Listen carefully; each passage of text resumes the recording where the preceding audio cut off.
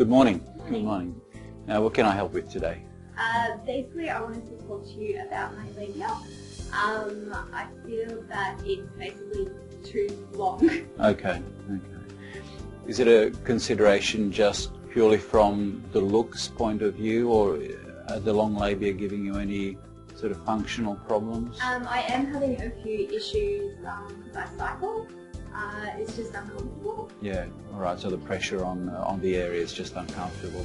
And I must say that's quite a common sort of thing, you know, cycling, horse riding, exercising, even running, you know, is often an issue. So, yeah, look, you're not alone. Yeah, fair enough.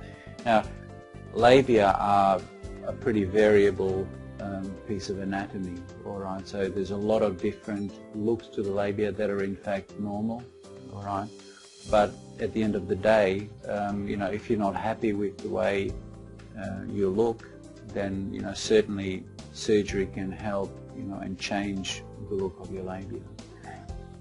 There's a couple of different operations or procedures that can help. All right, and I'll take you through the different methods that we can use to reduce the labia or to make them more symmetric.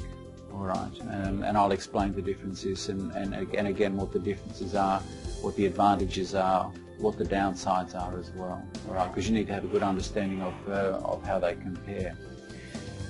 Then we'll talk about the surgery itself, you know, how the operation is done, you know, where it's done, how long it takes, so kind of the more technical aspects of the operation, and then we'll talk about the aftercare, you know, what happens after the surgery is finished and how you get to recover and getting back to normal activities and things like that. Okay. All right. So look, the first thing is the difference between the different types of labiaplasty. Essentially, there are two major types of labiaplasty. And when I say labiaplasty, we are now talking about the inner labia or the inner lips.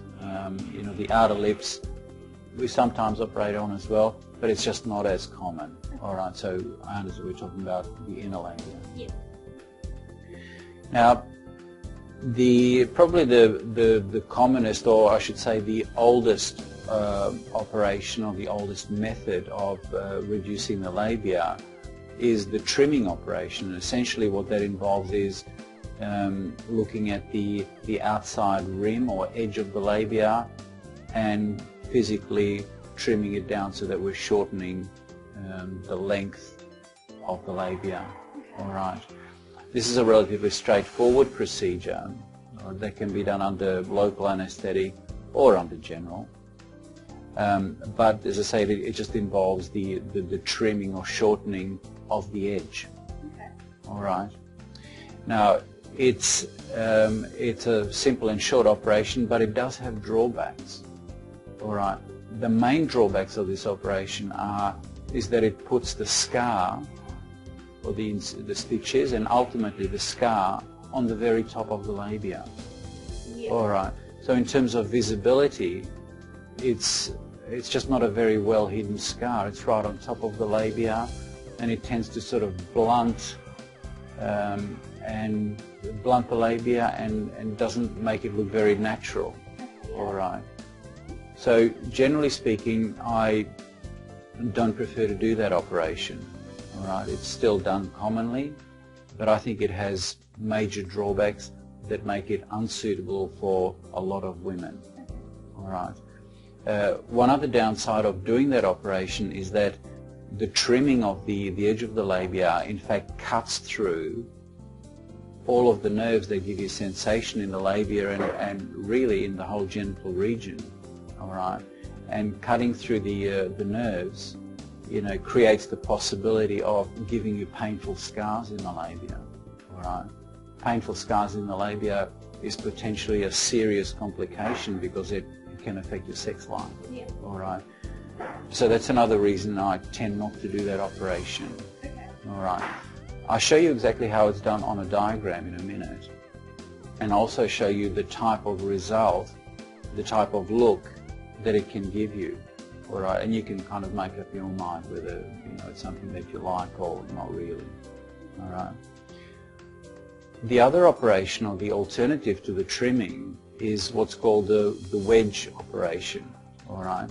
Now, the wedge operation removes the excess from the middle of the labia, and it actually preserves the natural-looking edge. All right. The other main advantage of this operation is that it puts the scar right into the fold between the outer and inner labia, so that the scar that this operation produces is virtually invisible. Okay. All right. So in terms of aesthetics and long-term looks, it's no question superior operation. All right.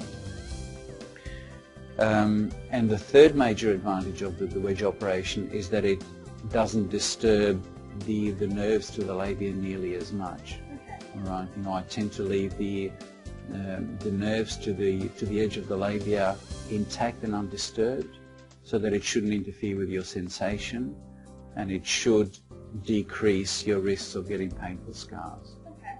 And to date, you know, I've performed several hundred of these operations, and I haven't had a single patient with long-term painful scars.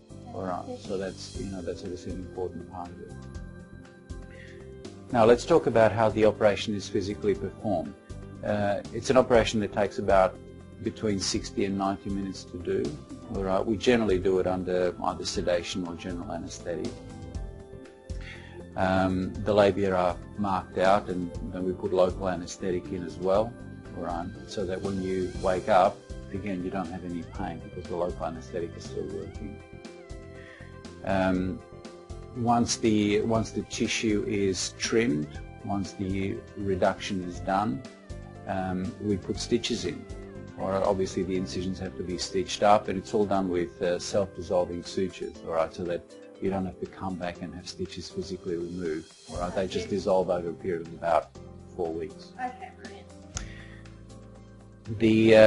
Once the operation is finished, as I say, we put a lot of local anaesthetic in, so that you really should be comfortable and pain-free for between 4 and 6 hours. All right. You know, once the anaesthetic wears off, then yes, you'll have to take painkillers. But again, with the help of tablets and an anaesthetic cream, we also use a cream. All right. This is really not a very uncomfortable or painful operation to go through. Great. We do give you antibiotics during surgery to minimise the risk of infection, so that's kind of the safety aspect of the surgery. After the operation is finished, about 3 hours after the operation is done, you're generally right to go home. It's a day surgery procedure. So I can walk and everything? Yes, absolutely. You can walk. You should be pain-free, as I say, so that you can walk straight after surgery. As I say, you're home about 3 hours after the operation is done. Now, getting back to your normal levels of activity after the operation, obviously that takes some time. Getting back to work obviously depends on the type of work you do, but for non-physical, non-heavy manual type work, office work, you should expect to be back at work anywhere between 3 and 7 days after surgery. Great. Getting back to exercise, again, it's going to be about 4 to 6 weeks before you're able to do full physical activity like gym, biking, horse riding, jogging, and again, it takes about 6 weeks to get back to full sexual activity as well. It's about 6 weeks.